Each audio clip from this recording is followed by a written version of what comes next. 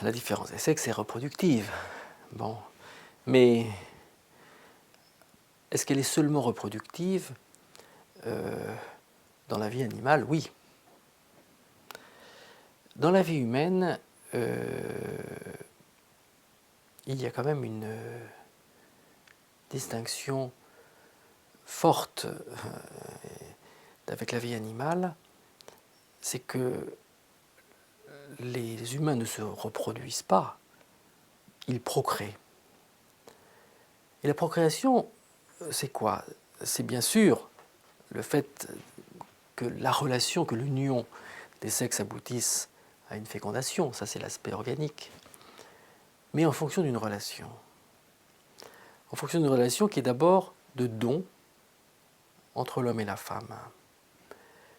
L'homme et la femme se donnent leur propre capacité à procréer, la procréation ne se faisant que depuis le partage de la capacité de l'un et de la capacité de l'autre.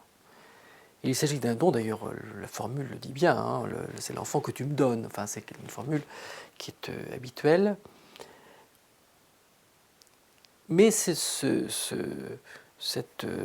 je dirais, ce fait de devenir parent, dont comporte l'union entre l'homme et la femme, et la venue de l'enfant comme un don fait de l'un à l'autre, mais aussi comme la restitution d'une dette pour chacun des parents à l'égard de leurs propres parents. Et ça, cela fait quelque chose qui est la procréation, c'est-à-dire qu'on ne devient jamais parent que d'une certaine manière, dans une façon de, on peut dire, d'honorer ce qu'ont fait ses propres parents, même si ça peut être avec toute une part de critique et d'agacement à l'égard de ce qu'ils ont fait, mais quand même, c'est une façon de relayer ce qu'ils ont fait, donc de l'honorer, et donc de restituer, finalement, pour une part, la dette qui a été engrangée pour soi-même en tant qu'enfant, depuis ce qu'ils ont donné eux.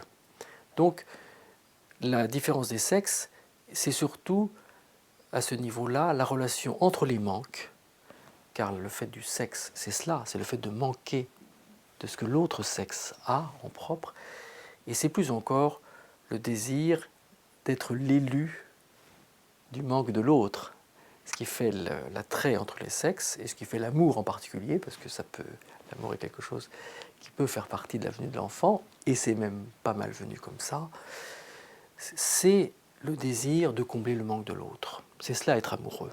C'est ressentir le désir de combler le manque de l'autre. Et ce point de croisée des manques est quelque chose qui est important pour l'enfant.